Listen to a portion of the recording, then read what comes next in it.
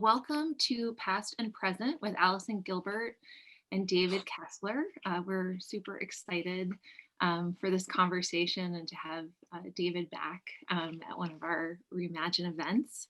My name is Dara Cosberg. I'm the program director at Reimagine, which is a nonprofit organization that sparks community experiences like this one to empower individuals, families, and communities to really face the hardest parts of our existence, including serious illness and death and grief, and while inspiring people to celebrate life and one another. So Allison Gilbert is an Emmy Award-winning journalist and one of really the most thought-provoking and influential writers on grief and resilience.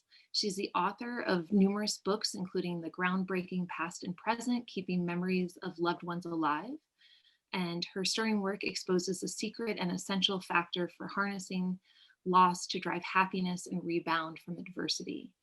She serves on the board of directors for the National Alliance for Grieving Children and the advisory board for the Tragedy Assistance Program for Survivors, the preeminent national organization providing grief support to families of America's fallen heroes. And it is now my pleasure to pass it off to Allison. Thank you so much, Dara. I am so grateful for this time and for your platform at Reimagine to make this possible. And welcome everybody here to our second Past and Present event. It's a new conversation series, as Dara mentioned. It's brought to you by Domani for Grief. Without their financial support, we would not be here. So thank you so much for that. Domani for Grief is a wonderful platform. Go check them out. There are courses, there's a blog, there is a growing community to learn from each other and share stories. We can talk more about them later. You can check them out too. But I really do want to start right away with our special, amazing, extraordinary guest, David Kessler, who, I'm a huge fan of yours, David. So You're giving me a lot to live up to. So it is just with all such deserved respect and admiration. Just a couple bit of housekeeping notes for everyone who is on the call today. We had about 500 people sign up.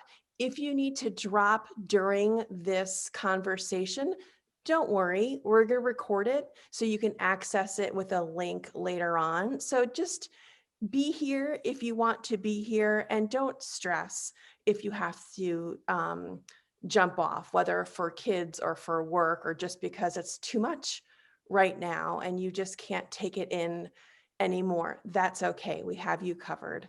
In terms of structure, I'm going to lead David in a hopefully thoughtful, provocative Q&A for about 35 minutes or so, and then we're going to open it up to questions in the chat. Christina Sirio is here. She's waving, and she's going to go through, I've asked her to go through the chat while David and I are talking. So if you have questions that you want to have David answer, he is exceptional. He is here. This time is for you. Please make sure you write down your thoughts so you don't forget them, or put them right in the chat. He's here. So we're going to go through the chat and make sure that we're going to answer as many questions as possible. And I'll leave it to Christina to identify those questions that really seem to kind of reflect perhaps a broader concern that many people are asking. And so that way, what I'm hoping for is that we get more questions answered with David as possible. So let me jump right in. David Kessler, if you are on this Zoom right now, you've been able to read his bio, so I'm not going to waste your time going through it again. But from my heart, he is one of the most essential voices on grief, death, dying, how we move forward after a loss that there is right now today, whether or not it's COVID, even well before then. So David, thank you for being with us today. Thank you, Allison, for having me. And I want to thank Reimagine and Dara and Christina, who's helping us with this, and Damani for helping to put it together. So thank you. And I also, when I hear those introductions, I have been, anything I pass on is what I've been privileged to learn from decades of working with people whose loved ones are dying or who are dying or they're in grief. So I always feel like I'm a vessel that's just absorbing it and giving it back. So thank you for the kind words, but many a tears have been shed for these lessons.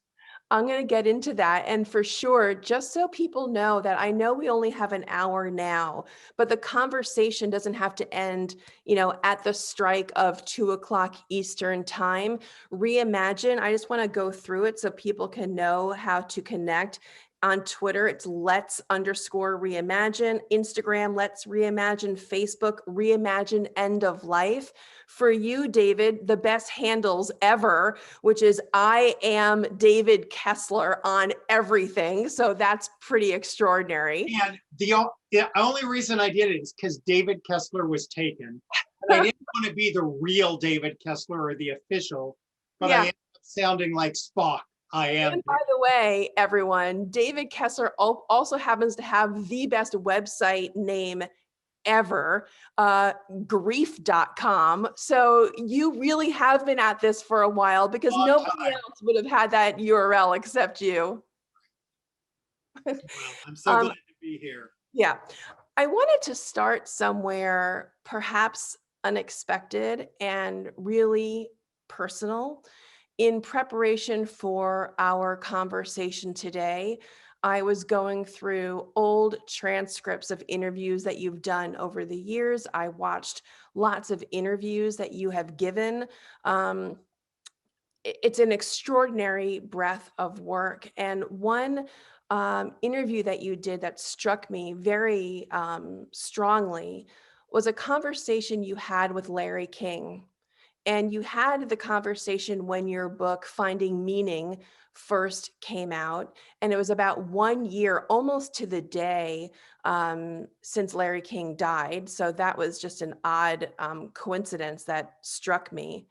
But in that conversation, you had talked about your experience being a grief expert, leaving you ill-equipped in some ways when your own son died when he was 21.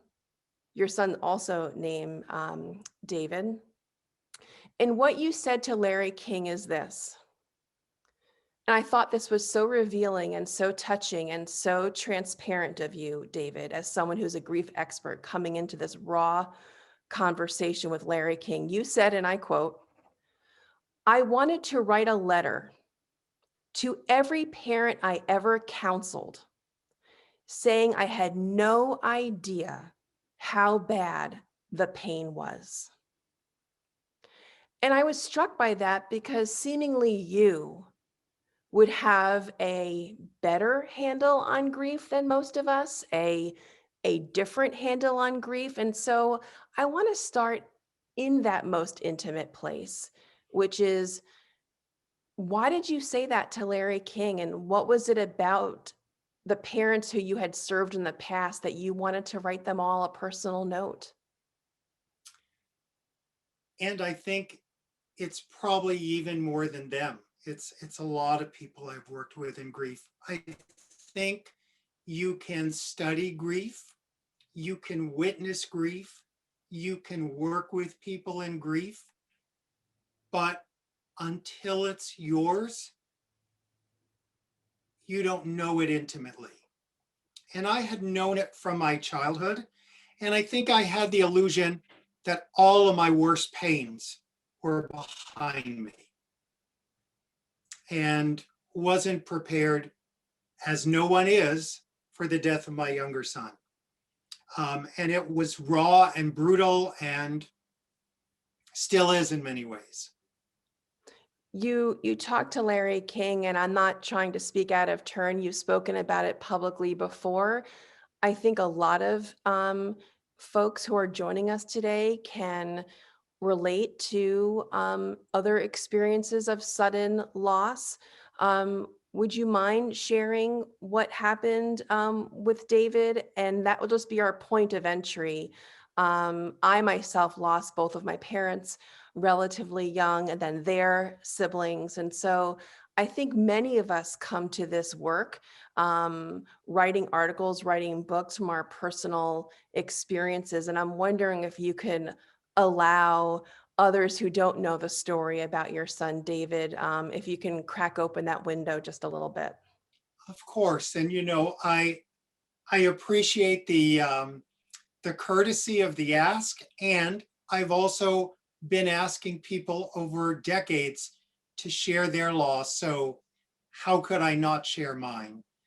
And to be open about it. I was privileged to adopt two young boys from the Los Angeles County adoption care system. My younger son, David, had been prenatally drug exposed. And it was something that makes adoption very hard because it's a fear we all have.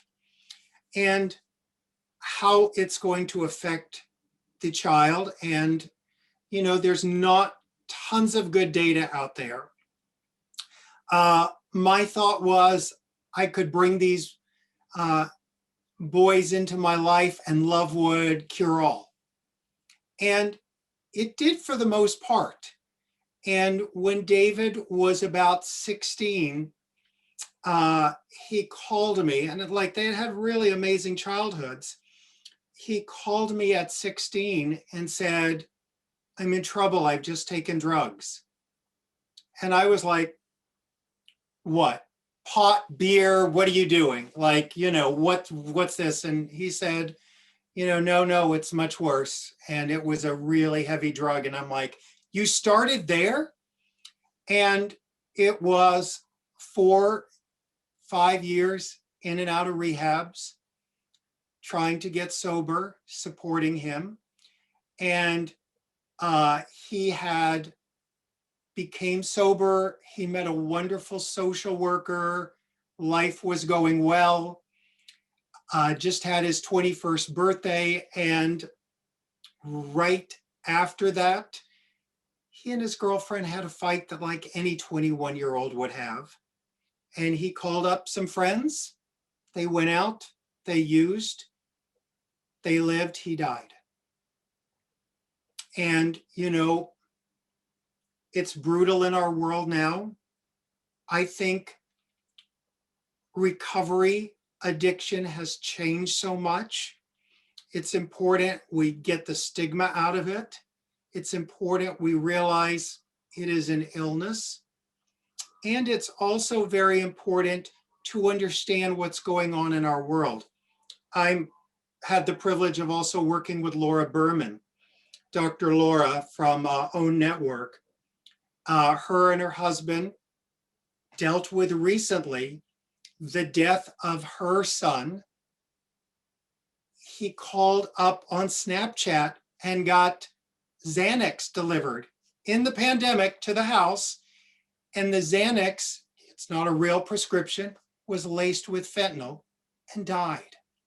So we have this in a pandemic. We also have this drug epidemic. And the way that we might have experimented with drugs when we were kids is now a possible death sentence, just the first experimentation. So we're living in a new world that I think we got to take in and make changes in. To me, the reason why I wanted to start in this raw place, and thank you for allowing me and being so gracious to go with me there, is Sure. that I think we are all in this in different ways, in uncharted, very difficult terrain. And many people, in addition to sadness, have anger and resentment, um, to the situation to other people who are in the story of our losses. And then you have a book called Finding Meaning. And I was struck by that until I read it. And now, of course, watching you talk about it. And it's really not about finding meaning and making peace with that someone died.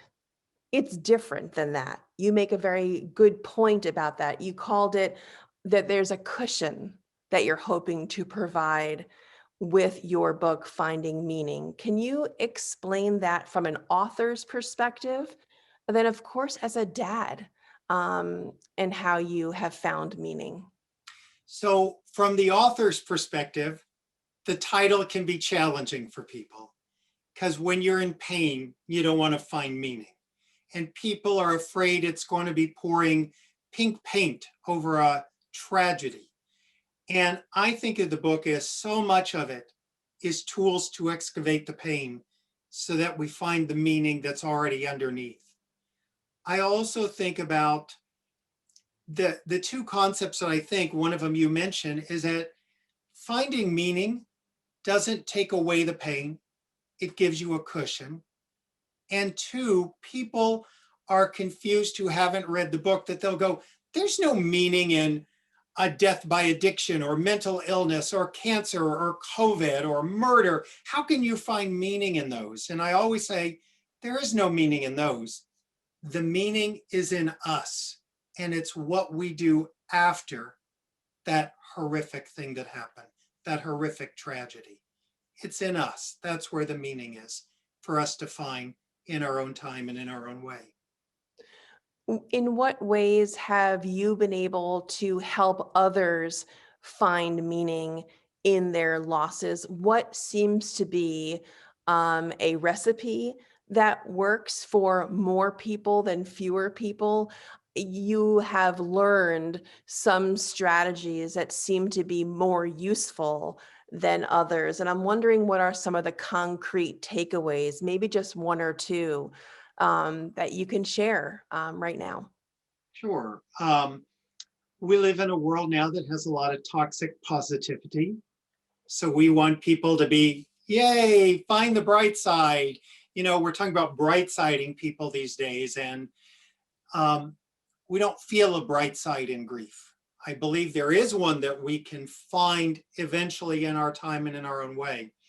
But when you talk about a few things like that, that there obviously is no right way to do grief. Grief is an organic experience. I often say, I'm teaching us what our great grandparents knew how to do naturally. You know, I tell people, you come from a long line of dead people. Every person you've known has died. And our bodies, our mind, our psyche are built to take a number of hits this lifetime. But we live in a society that tells us to get over it and move on. And you've got 3 days, or you've got a week, or you've got a year.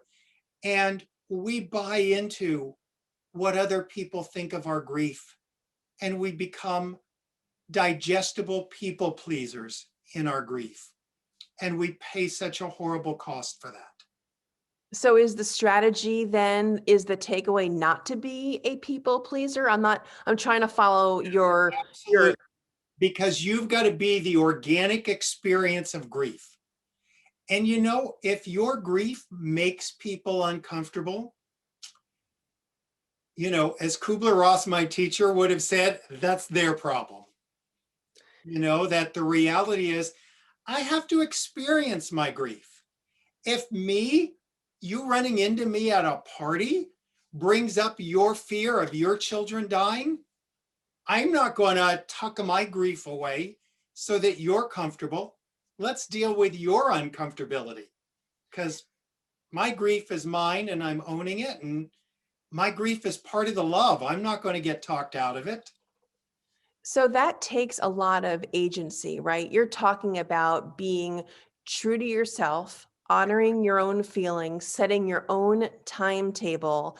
That to me, that strikes me as being a fabulous antidote to what loss does to us, right? Loss makes us out of control. We have no power. Even when the loss is anticipated, right? Even if we know our loved one is going to die, they're terminally ill, that moment of death is still out of our control. So it sounds to me that one tool we have to move forward is regaining that sense of being the captain of our ship post loss. And one way to do that is giving yourself the space that maybe even those closest to you are not willing to allow you.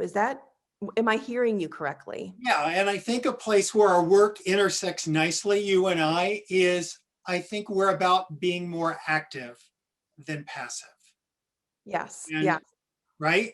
When you say 100 that's a place we interact, 100%. In fact, I talk about pivoting from, let's say, passive mourning, right? MOUR, right? Passive mourning, where people generally know to show up and show us support when loss is new. And then that shift in focus to active remembering. And it's in that piece, just like what you were talking about, David, it's that proactivity piece that's so, I think, really healing. And I don't think we know or we're taught how to have tools. I think we are raised as people pleasers. I think we all have old wounds that we project onto our current losses. Um, I don't think we know how to decipher them. And just something as simple as teaching people to have a direct ask.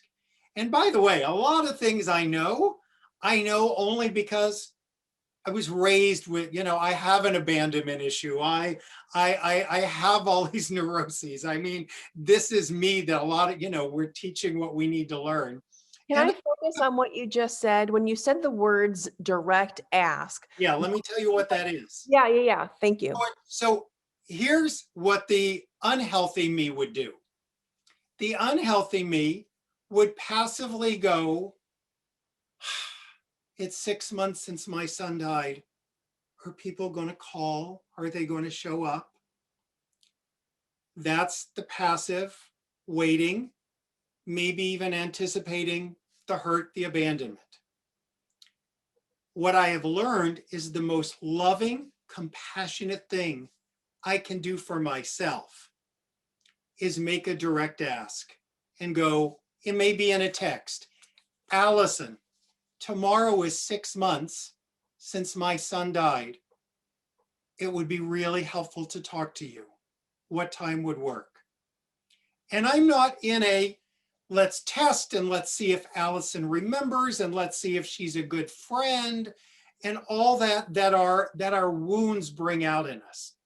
And sometimes I have to, really sit and go, my goodness, when you've had a loss, 6 months, 9 months, those micro anniversaries are huge. And then I have to remember, I actually wasn't calling people myself on the 9 month or the 8th month anniversary, you know, so I have to give other people a little grace too, but tell them what I need because it's the kindest thing for me.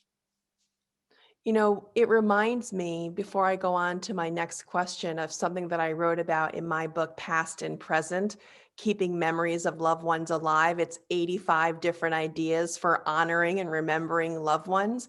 And one of them is exactly what you've just said, David, but I took it to a different kind of tech level. Instead of doing, let's say, maybe a one-off and sending a text saying tomorrow's the 6-month anniversary, I took it upon myself to identify maybe 5 people in my close circle. And I asked them permission beforehand to say, you know what, I would like to send you a calendar reminder. So then you know when I'm going to be feeling tender. So just like we set up calendar reminders for our office meetings or for our children's doctor's visits, I went to those people and say, you know what, these days are particularly raw. And I'd like to send you a calendar alert that you can just have as an annual reminder on your phone until I don't need it anymore. And so that's just another way of doing the same thing, which I wanted to amplify. Right. Sure. How would you determine that you as a griever are doing okay, and when you as a griever need help? What is that line that you think people should be aware of where you could really use some outside support? I believe that grief is ever changing. It's a flowing. I always talk about grief as a river. And our work is to keep the river moving. And we sometimes have an illusion that, we're going to just get better like that. And um, it doesn't look like that. Grief is very messy. You've got a good day, a bad day, a horrible week, a better week, all that. Uh, and I think sometimes we can get stuck in one emotion. And it's interesting, stuck is the term that people usually use to describe themselves. I'm stuck in grief. And our work is to figure out what that is, where it is you're stuck, and just get the grief moving again. So if you self-identify as not being able to move as nimbly outside of your pain, and it's sticking longer than you feel is okay with you, that's really a measure. You're talking about I holding up would a say it mirror, maybe isn't even pain, it's whatever your emotion is. right? No emotions are final. No feelings are final. But if you're stuck in one place, I'm angry all the time. This is it. I'm not any different. I'm in pain. I can't leave the house. It's not any different. If it's not changing with you, might be time to get support. It may not even be help. I mean, people always think I've got to, it doesn't have to be the extreme of help. There's a million different layers of support. I And remember, I yeah, just sorry. want to say one thing about that. Yeah, yeah. It's so important, you know, when my air conditioning heating system breaks, I get support. When my car breaks, I get support. And when the worst thing in our life happens, we kind of think we just can tackle it ourselves.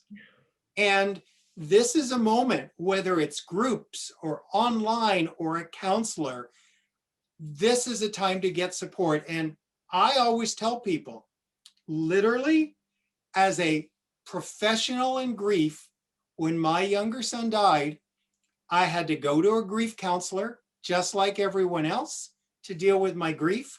I had to sit in a bereavement group for parents with a cap on and glasses, and no one knew it was me, with my books 3 feet away.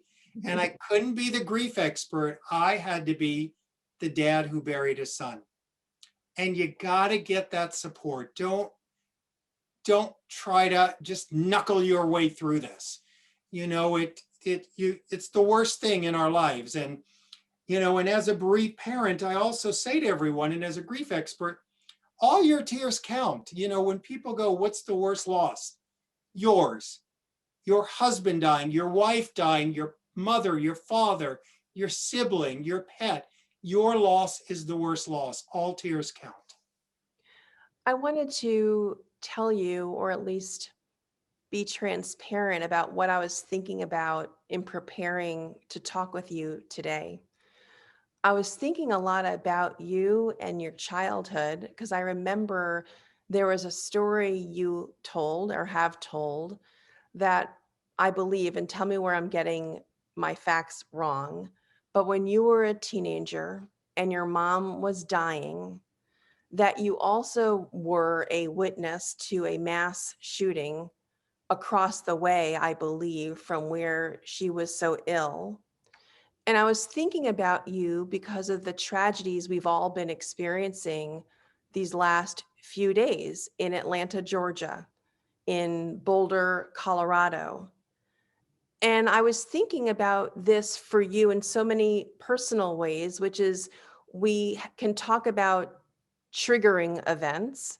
And so I was wondering if the current shootings reminded you of what you experienced when you were a child. And I know we can talk about how even grief, communal grief during COVID, can be triggering to past grief experiences that were unrelated to COVID. So I was thinking about you, David, and I was just wondering if you can talk to triggers and what happened for you personally. And did I get my story right?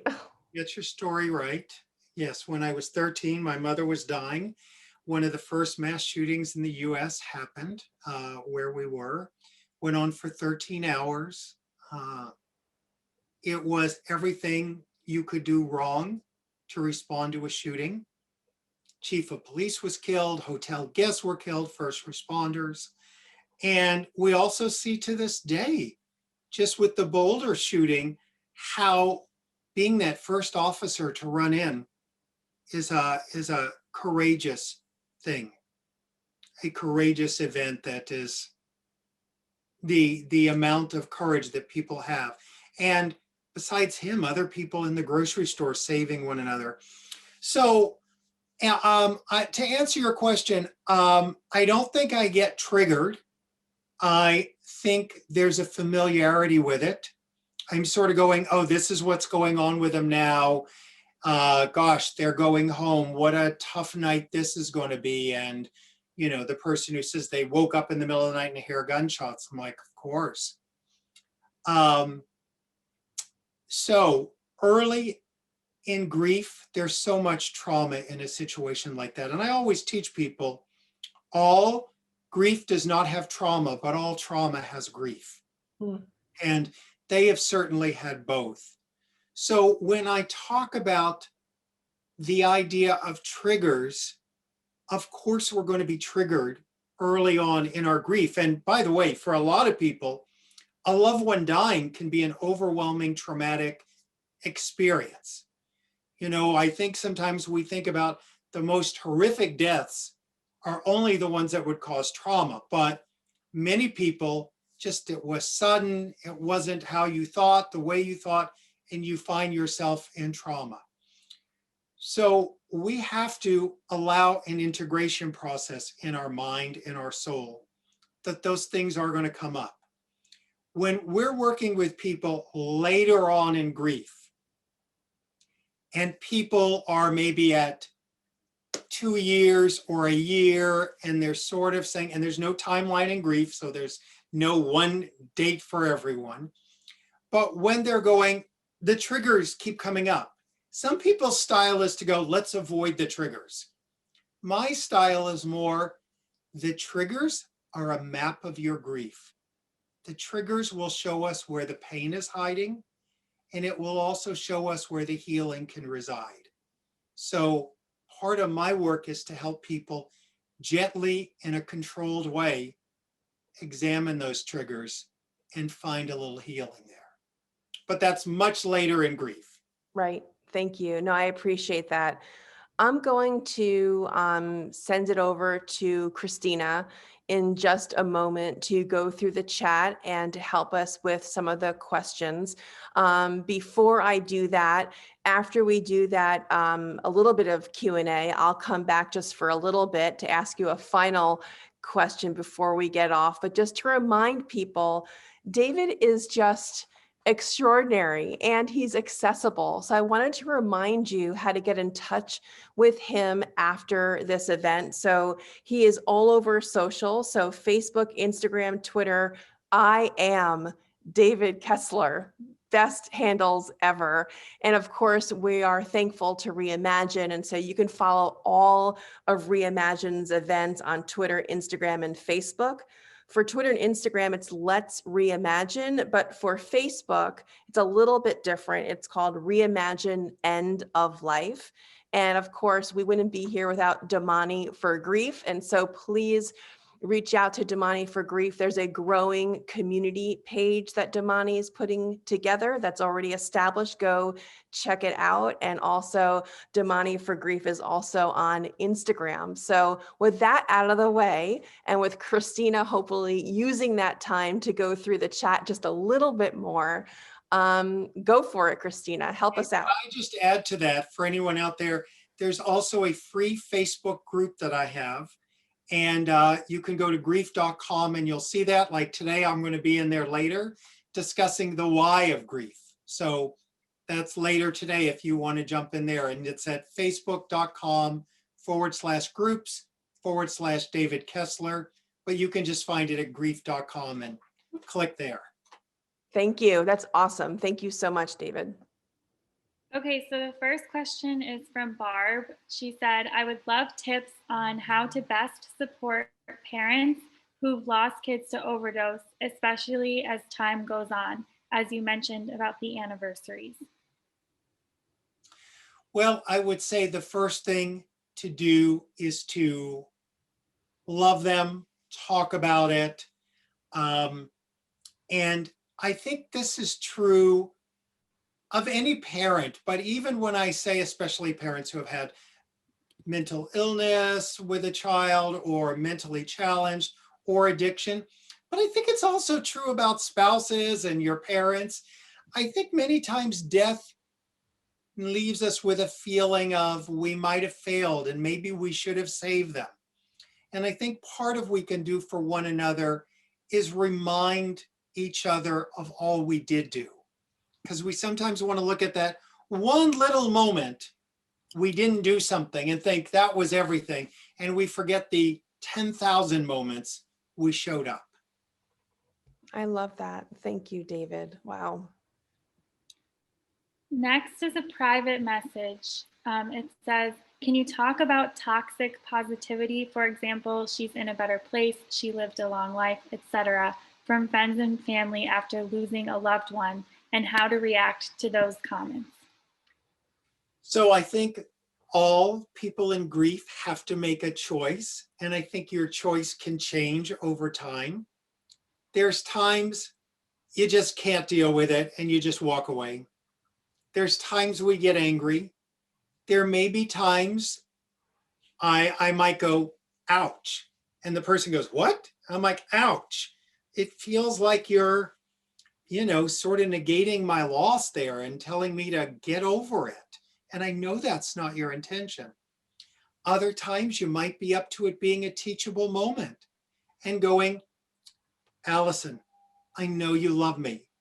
I know you care for me. That's not, I do like the whisper, like I'm in your ear, your best friend. Allison, that's not the best thing to say to someone in grief. Here, this would be better. And I become the little whispering teacher in their ear. And I go, you know what? Just saying there's no right words. I love you. I'm here for you is so much better than the silver lining.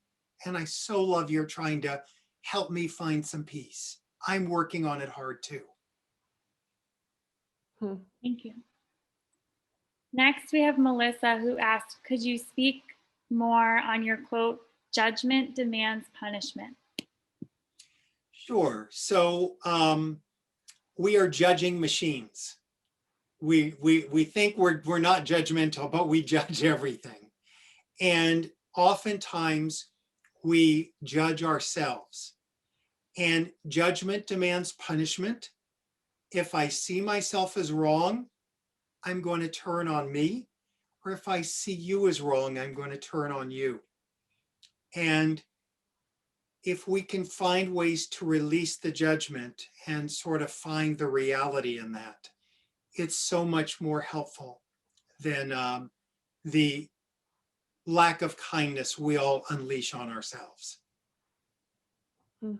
No one is as hard on us in our grief as we are.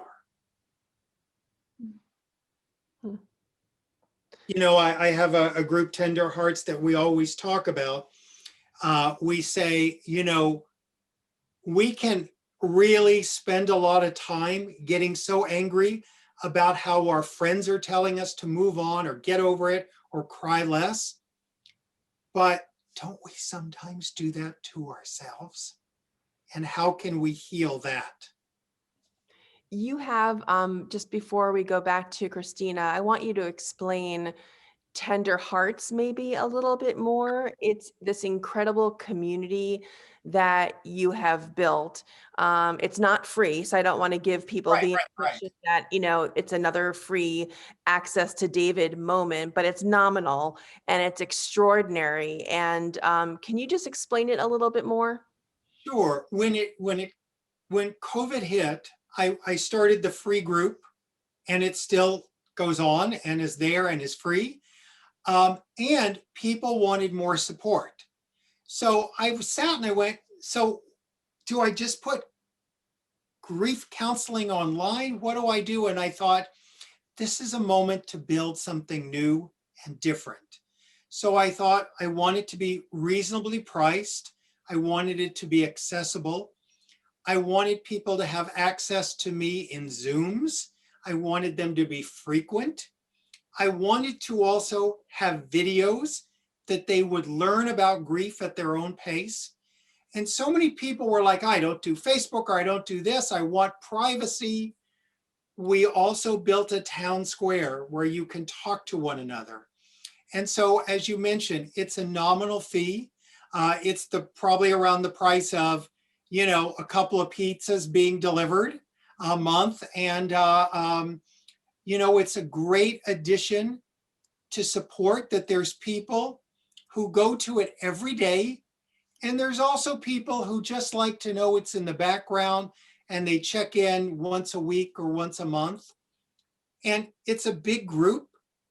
And what happens is we find ourselves and our healing in each other's stories. So anyone who wants to know more about Tender Hearts, you can find that at grief.com or Tender Hearts Support. There's two S's, heartssupport.com. It's fabulous. And actually you reminded me. You're a guest. Yes, I loved it. I loved it. And you also have, you have many video courses. The one I wanted to ask you about, which is called Understanding Loss. And before we go back to Christina, in your Understanding Loss course, could I put you on the spot? What is the one thing that you want everyone here right now to understand about loss? If you come to planet Earth and decide you're going to attach, you're going to connect with your parents, your spouse, your partners, your children, your pets, your friends, your coworkers. If you're going to connect, you are going to have loss someday. And that grief is part of the love. And when you are in grief, you are not broken. It's part of the love. And we have to not sort of demonize or treat ourselves as broken and treat our friends as broken. They're in grief. It's part of the love. It's a natural process we go through. I'm going to share something with everybody for the first time on a Zoom, because I feel like it's so to the point, David, of what you've just talked about. So after my mother died, I was 25. And in one of her books, when I was cleaning out my childhood home, I found a poem. And the poem was stuck inside some pages and it fluttered, to the ground, and I read it. And it was like my mother was there, like wringing my neck to it's okay. It's fine. I died. People die. You're going to be fine. And I printed out parts of the poem for today, assuming that I did enough research that I knew where you were going to go for some of this conversation. I wanted to read just a few stanzas of Elsie Robinson's poem called Pain. And I didn't know who Elsie Robinson was at the time. I do now, but I wanted to read a couple of stanzas that I think you all will love based on what David just said. Why must I be hurt? Suffering and despair, cowardice and cruelty, envy and injustice, all of these hurt. Grief and terror, loneliness and betrayal, and the agony of loss or death. All of these things hurt. Why? Why must life hurt? And then I'm going forward. Hurt is the price to pay for feeling. The more we grow, the more we feel. The more we feel, the more we suffer. For if we are able to feel beauty, we must also feel the lack of it. And I'm almost done. Last stanza, promise. To have felt deeply is worth anything it cost. To have felt love and honor, courage and ecstasy is worth any price. And so, since hurt is the price of larger living, I will not hate pain, nor try to escape it. Instead, I will try to meet it bravely and bear it proudly.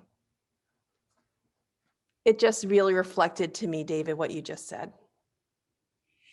And I think what it says so beautifully is, I want to still have a relationship with my parents. I want to still have a relationship with my younger son who died. And if I don't allow the pain and the sadness and the anger, I can't still know him. And if I try to escape feeling all those things, I'm going to lose him in a whole nother way. And I will take those things so that, I always say the goal of grief work is to remember with more love than pain, in our own pace, in our own way. And that's my journey, that I'm trying to get to for me and everyone else. Christina, let's give David maybe a couple more questions, and then I have a question I'd love to end with. And so thank you all for being here. We're not done yet. I promise you will all be out of here on time. I am nothing but a good former TV producer. I'm good with time. So hang on in there, you guys. Christina, give us a couple more questions. Okay, so we have a few questions that I'm going to clump together about COVID. A lot of people, because they weren't able to visit family members or because they're professionals that are treating those family members, feel angry, they feel guilty, they feel sadness about how people are not able to feel physical presence of their loved ones just during COVID, and even if a death occurred during COVID. First of all, I see and hear the heartbreak upon heartbreak for anyone who wasn't physically able to be there. And my heart goes out to them that, our goodbyes are so important. Goodbye is another way we say I love you. And I want to also remind people they have spent thousands of hours loving that person. And my hope is that that person, even though it seems like they died alone, that we also remember they died with all of our love.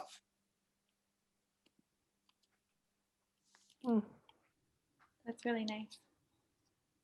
Next, we have a private message. It says, I have heard you address estrangement as part of loss, but wondered if you could speak a little further about closure for this particular type of loss.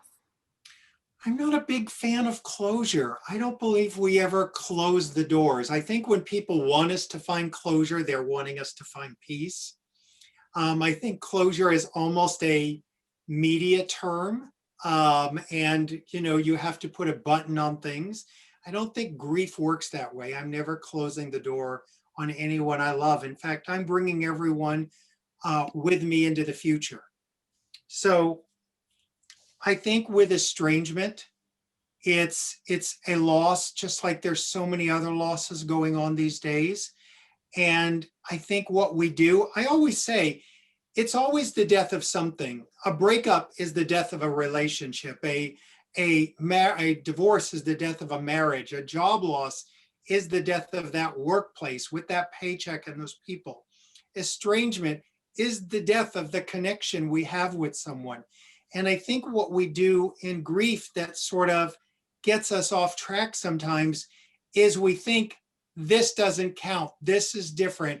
I need a different set of tools to help with this grief. And I always tell people the tools work on any grief. They really do. So to transfer them and not think less about your loss. Your loss deserves attention and all the tools we have, no matter what it is. In terms of that word closure, the anti-word that I love that goes against that notion is really just the word and, A-N-D. It's my favorite word. You can suffer loss. You can miss your loved one. You can be upset. You can be sad. You can also find joy in your memories, and you can move forward too and find joy with what's now. And one doesn't discount the other. It's not binary. Just because you are able to embrace what's to come after a loss does not negate the love and the bonds and the connections that you had. You can have both. And so to remember the word and, that it can be all of it, I think is really important. Because it's true, we do want to be black and white. Am I this or this? Right. Right. And you can be both. Yes, you can be both. I want to do a little bit of a lightning round with you, David. For those of us who are parents here today in our last few minutes, or those of us who have nieces and nephews, or perhaps grandchildren, I want to break up as a board member of the National Alliance for Grieving Children. I want to spend just a few moments talking about the very youngest kids, maybe teenagers, and perhaps young adults, and helping them through their own grief experiences, and how we as adults can help them feel more in control of what's so feeling uncontrollable. And so for the youngest kids, is there ever an age where you think that these conversations are premature, or how young can we start these conversations? And what do you say to the youngest child about grief? I think that, first of all, it's a big question for the last 3 minutes. So I would just say I'm a big believer in starting simple conversations early that kids can understand in their language. We want to make sure we don't overdo it and give them too much information. We want them to ask questions and get more in their own time, in their own way. I will say this, as a parent, we want to protect our children from loss. Doing that sometimes can cause more harm than teaching them about loss. So I'm a big believer. My job as a parent is to keep my child safe when they cross the street, but it's also to teach them about loss, big ones, small ones. And the thing is, sometimes parents will go, oh, the goldfish died and we got a new one and just switched it out. And I'm like, what's your plan for teaching your child about loss? Are you going to sacrifice a goldfish in 5 years in front of them? I mean, what's our plan? They need to know, when is it time to teach your children about loss? When the goldfish dies, when the neighbor dies. That's your moment to teach. Thank you. I appreciate you getting in that last question under the time, and I appreciate that so much. The last question I want to ask you is that we're not going to have the benefit of talking to you before Mother's Day. You've lost your mom. There are many questions in the chat for people who have lost their mothers as well. How do you approach Mother's Day? How do you remember your mom when that day comes? What can we learn from you in the next few minutes and in the next few weeks before Mother's Day comes? I think those days are really challenging, and people underestimate those days. They forget what it's like to live in a world where everyone's, oh, I got to get mom a gift, or I got to do that. And everything's about Mother's Day. And your mother is physically gone. And same is true for Father's Day. And so we have to realize that it's up to us to honor our mothers and to find ways to do it. It may be their picture, their story on social media. It may be, doing cooking something in their honor. It may be doing their favorite activity. But at the end of the day, to me, it's about connecting with my mom. And it's a day that I don't give death any more power than it has. Yeah. It can end a life, but it can't end my connection with my mother or my love. Thank you, David. So I want to remind people that there's more David to be had. Go to grief.com. His book, Finding Meaning, is a gem that I highly recommend that you get. He has that wonderful platform on that you could find out more about on grief.com called Tender Hearts. The best, social media accounts ever. I am David Kessler. The conversation does not have to end right now. The past and present conversation series that is here today is thanks to Reimagine. So Dara, thank you so much for doing everything that you have done to make today happen. You are just a joy. We're going to be back the last Thursday of every month. And so please come back. And thank you again to Domani for Grief for really doing something that is so needed, providing the leadership and the finances to make conversations like this possible. And as I promised, we are on time. It is nearly 2:00 here in New York. We're going to say goodbye so everyone can go about their day, tend to children, go back to work. But thank you, David, for sharing your wisdom today. Thanks to all of you. I'm so honored to be with you today. Have a great day, everybody.